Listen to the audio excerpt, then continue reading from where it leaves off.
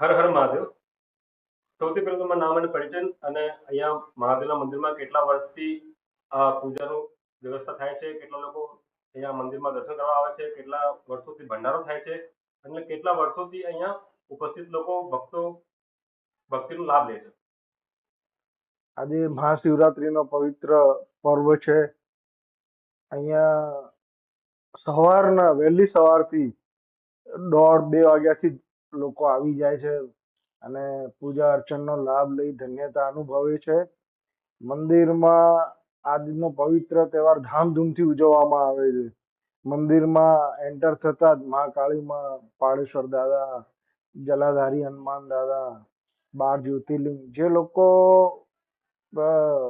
બાર આપણે શું કહેવાય જાત્રા બદ્રી કેદારને નથી જઈ શકતા, એ લોકો અહીં આવીને 12 જ્યોતિર્લિંગની સેવા પૂજા કરી ધન્યતા અનુભવે છે અને એ લોકોને એટલું શાંતિ મળે છે કે અમે આટલું ત્યાં નથી જઈ શક્યા તો અહીં જઈએ છીએ એમ, એટલું એમના મનને શાંતિ મળે છે. અહીંયા સદાવ્રત ચાલે છે. કોઈ પણ થાય ફિક્સ ઇન્કમ વગર, બધું દાદાના પાર જ ચાલે છે બધું.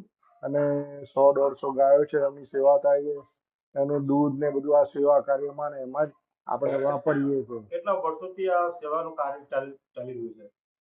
આ સદાવ્રત ચાલુ કરે લગભગ 60 થી 65 વર્ષ પૂરા થશે અને મંદિર છે એને 250-300 વર્ષ ઉપર થશે. પુરાણિક જૂનું મંદિર છે અને સ્વયંભૂ શિવલિંગ, જે કઈ મૂર્તિઓ છે મંદિરમાં એ બધી સ્વયંભૂ પ્રગટ થયેલી છે અને એનું ફળ દરેક જણ મેળવે છે સેવા પૂજા દ્વારા. ભક્તો માટે પ્રસાદી ભંડારાનું આયોજન કરવામાં આવે છે. એ કેટલા દિવસ ચાલે છે અને ક્યાં ક્યાંથી ફાળો આપવામાં આવે છે? એમાં કઈ એવું છે કે ફાળો આપવામાં આવે છે? ફાળો તો એવું છે કે સૌની શ્રદ્ધાને હિસાબે ફાળો પુરવાર કરે છે કે ભાઈ આ અમારા દાદાની સેવા એમ, અને એનું વળતર એમને સેવામાં દાદા પહોંચાડી આપે છે. એ રીતે છે સેવામાં. અને મહાદેવ ભક્તોને તમે શું સંદેશો આપશો? બસ શિવ શિવ જીવ એક જ છે. જે શિવમય બને તરી ગયો.